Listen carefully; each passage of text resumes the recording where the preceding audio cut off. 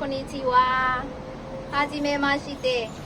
今から自己紹介をさせていただきます。私の名前はサンサンウェイと申します。ウェイと呼んでください。今28歳です。独身です。家族は5人います。父と母と兄と妹と私です。出身はジェトです。今、ヤンゴンに住んでいます。